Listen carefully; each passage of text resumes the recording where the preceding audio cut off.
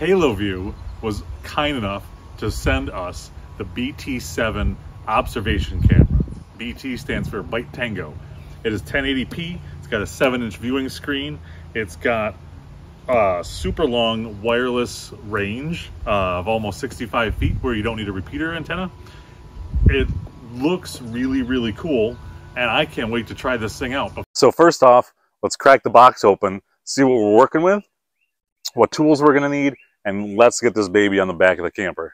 Tools you'll need for the job: a power drill, wire strippers or cutters, depending on how you want to call them. You might need a razor blade to scrape off some extra caulk that might be around there, a regular Phillips head screwdriver, some adhesive caulk, needle nose pliers in case you need to thread some of the wires out from wiring that they have currently in there if it doesn't come out with the cap for the backup camera, and electrical tape. You also need a couple ladders, but those are too big to put on the table. So there we go, let's get started. Amy wanted to get me one of these specifically for lane changes. So again, it's not just a backup camera, it's an observation camera. You can see what's going on around you as you're driving down the street, which is really important. You can also get the same setup with 2 side cameras, and there's a switch which allows you, when you put the turn signal on, they'll automatically click on so you can see what's going to be on that side of you as you're turning.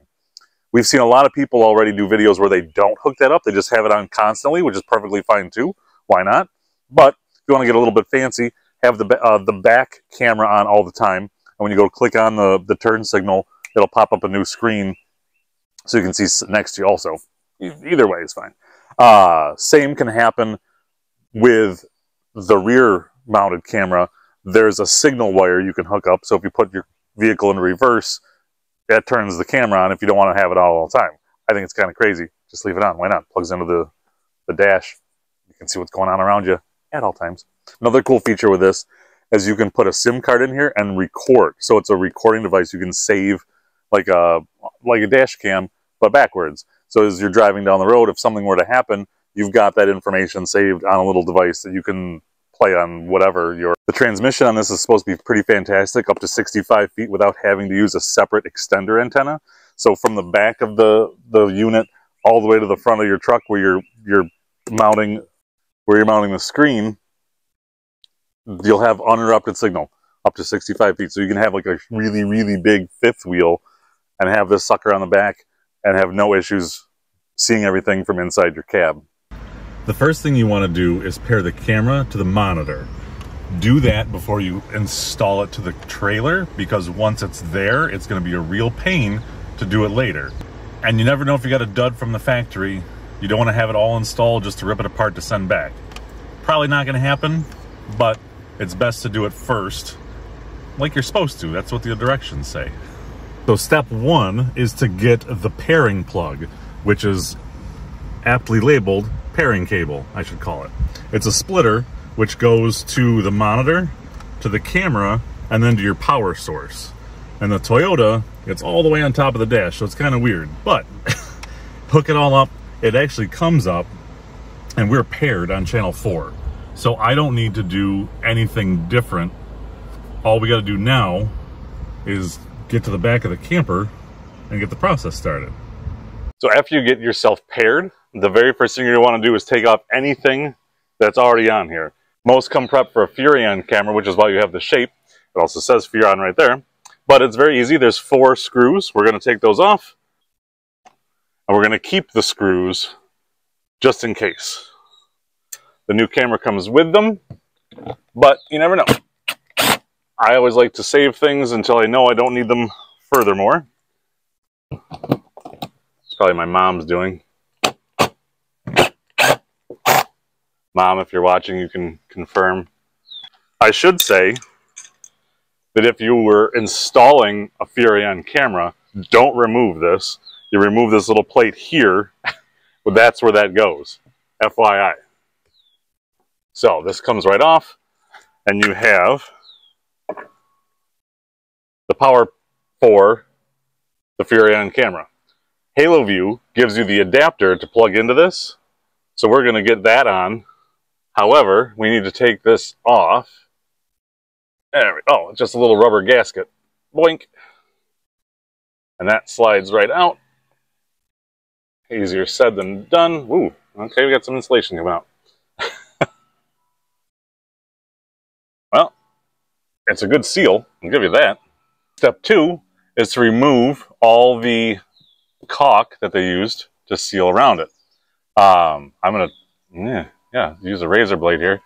It's a nice warm day, so this comes off pretty easy, but a little scraping to get some of the big stuff, and then a little bit of Goo Gone to get the little stuff.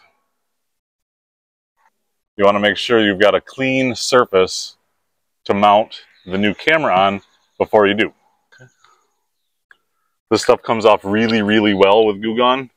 I mean, obviously watch where you spray because it kind of dribbles down, but it's a quick process. The insulation in the wall here is coming out. The nice thing about working near the top of your camper here is you have a handy storage shelf for all the tools you're using right on top. Step number 3 is to remove the supplied power plug. Furrion must have a male end to go in the female that comes here. Haloview is just the opposite. So they have a female coming off the camera, and obviously you need the opposites. So we have to take off the female right at these joints here, add the male end so we can have power straight to the new camera. Make sure you know what goes to what. The instructions are a little vague, but if we take this one here, red goes to green, black goes to the white with the green stripe. Oh, there we are. So we just yoink and yoink. Come on. Easier said than done. There we go. That comes off. You want to strip some the wire off so you have room to connect here.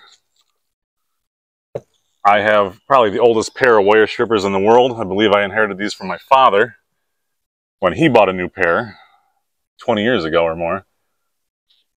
And since I didn't have any, I took these. And I've used better. And now we're going to go grab the wire to hook up to this along with some wire connectors. Step 4 is now installing the new cord. Thankfully, they give you like 3 feet of this nonsense. I don't know why. A few inches would suffice. I mean, you're only going from here to here. But hopefully, I haven't checked yet. I want to get it all connected before I do. Hopefully, I can shove most of this back up into the camper or into the pocket behind the camera. So, as we mentioned, and if you forgot, you can always reference previously, red, also green, goes to the green, black goes to the white with the green stripe. So, we take, I'm going to step up here a minute, sorry camera, she's doing a fabulous job. They give you some supplied wire crimper thingies. I don't know if they have a technical term or not. They all go in together. So we're going to twist. I like to twist, make sure everything's connected. So when you actually do shove it all in there, it's actually connected. And a twist as you put it in. And then take these guys and go yoink. And squish that down. Repeat for the black. And the white and the green stripe wires. Get those nice and in there. Squishy that down. Make sure those don't come out. Now, you have got a heck of amount of wire. There's a lot of insulation in here. I don't want to take that out. I want to grab the camera, see if I can't shove a lot of this into the back of that first before I do anything too crazy.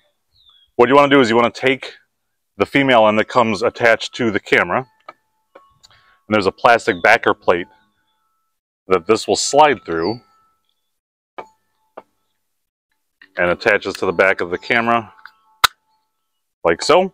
There are a couple screws that are supplied to get this attached. So there's 4 little tiny screws that are supplied. I'm going to try to do this standing on a ladder.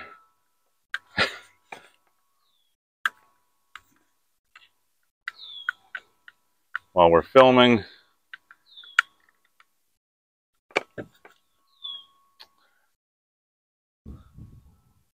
This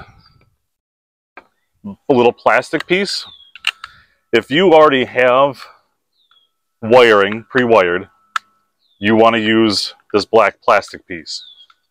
If you're installing a camera for the very, very first time on the back of your RV and there isn't wiring there and it's running from elsewhere, there's a little groove in the top and in the bottom where this wire can run through. So if you want to come up over the top of the camper or down the bottom of the camper looking for a power supply, that's how that's used. If you're not going to do that, you want this plastic piece in so you can cover those holes so no water gets in. That's what I'm doing. We have a supplied power source.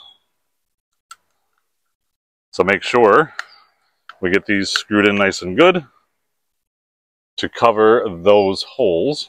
Oh, I get extra screws, thank you. They're little, so if you're like me, you typically drop at least one. And if you can't find it in the grass or your driveway or wherever it happens to be and it goes rolling 30 feet away from you, they give you 5 of these screws so you don't have to worry about it. Just grab a different one. Step 5. I'm going to connect the camera to power, which is all the way here. It goes in locks and twists. You'll see holes on the side and tabbies underneath. So you'll get it in, twist, there we go, one way or the other, whoops. And then you've got the tabs in the holes and it won't come out. So now, what do you do with all this extra cord? You tuck it in. You can get a good chunk of the wiring behind here, but once you get to the connector point, that's kind of where you run out of luck. The hole's at just the right angle. All right, I'll say I could probably unscrew it and see if I could get that to work, but I don't think so. I'm going to clear that out and start from there.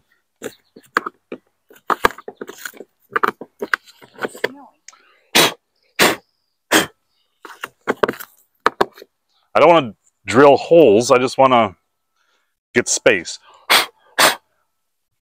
That seems to be the easiest way to do it. Step 7. So, off scene here, I took a screwdriver and kind of hollowed out a spot in the insulation, I guess you could say. So I'm hoping that I can now get this wire shoved in here, yeah, without too much problem. Like I say, they give you a lot. There we go. So just keep shoving and shoving until you run out of space and you got to make more. If you're routing this outside of the camper where there isn't already wiring available, I guess it's nice that they give you so much. However, I'm not doing that. Haha, all right. Last little bit. Come on, guy. Oh, that connector, there we go. So we got it, it's in there. So I've already put this up against the camper and I found that because of the hump on the top here, I'm not going to fit it to the same holes that this was currently sitting at with the Furrion holes. So I've taken some caulk and I put some caulk in each of those. I'm going to, I don't know what I'm going to do. I'm going to make sure I've got that up in here, up in here, up in here. Not happy with that. Gonna hollow out a little room over here.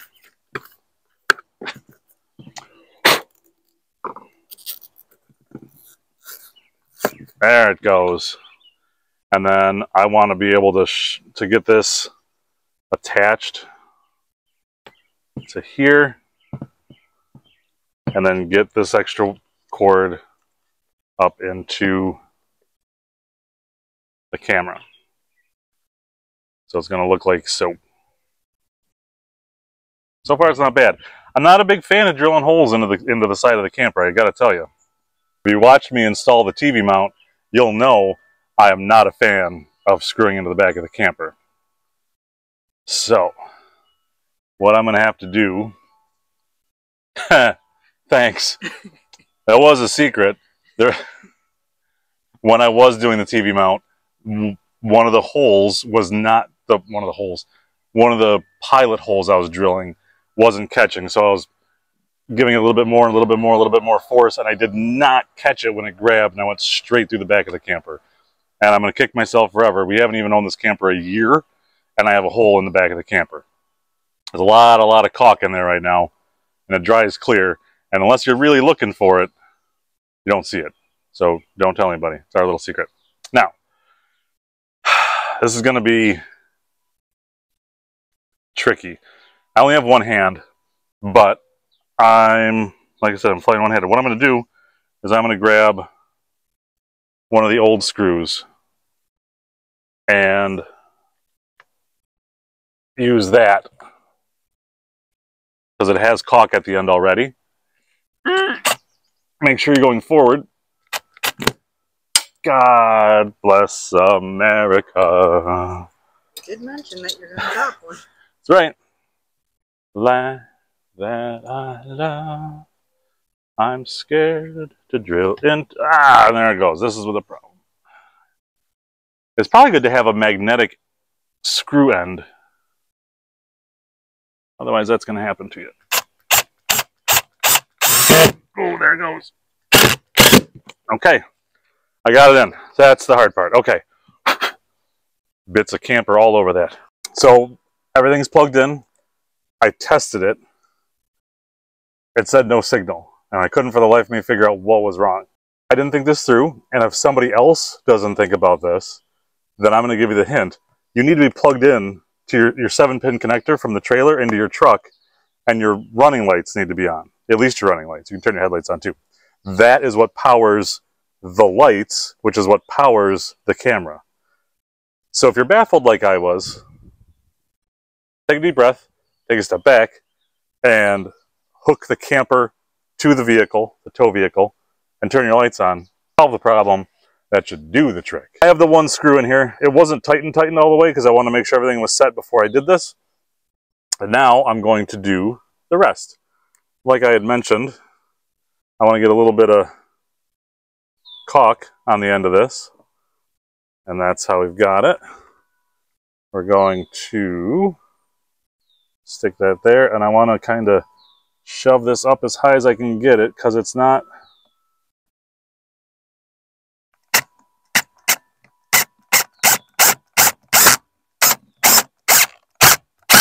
There we go. It's not... It's snug up against the marker light. So I want to make sure that we got it level as best I can. I got to kind of push it up a little bit. So now we do the other two. And there is the installation. What I'm going to do is run some caulk all the way around the rubber gasket. It probably doesn't need it, but again, I don't want to give water a chance to get in the camper. Anytime you do anything like this, I caulk everything. I'm going to do around the screws, I'm going to do around the edge, and probably do another little bead over my hole I made when I was mounting the TV.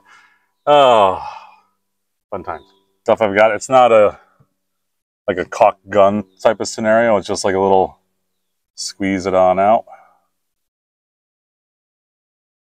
And it comes out white,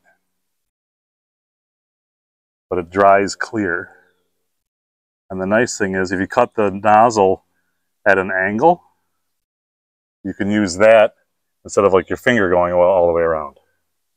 Little pro tip for those of you who aren't used to caulk. But there you have it. That's the install. I mean, minus our break for lunch, this probably took 45 minutes to do from start to finish. I mean, I was reading the directions a little bit while I was having breakfast this morning, so I knew what was going on. So if you want to count that, give me another 15. So this is probably going to be like an hour. It's a one-man job. Amy's behind the camera, so that's the second person. But otherwise, the install was really, really easy to do.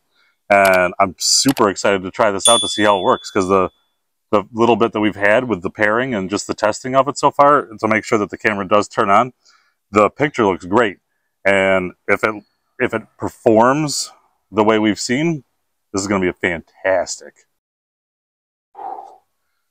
This is in the blooper reel. We picked the hottest day to film this stuff. I swear to goodness. Like when you're mowing the lawn, it always seems to be the hottest day of the year. It's only getting warmer today, by the way. We started this before lunch, and it was hot. Now it's after lunch, and it's hot. Now we are deciding to test our lag time. I'm roughly 6 feet behind the camper, give or take. We've got my camera set up. We've got the backup, the monitoring camera installed. And so I'm gonna juggle. I've got Rex's toys. I've got 2 tennis balls and a Kong. So you can see what's different here. But I'm gonna start with the Kong. And I'm gonna fail with the Kong.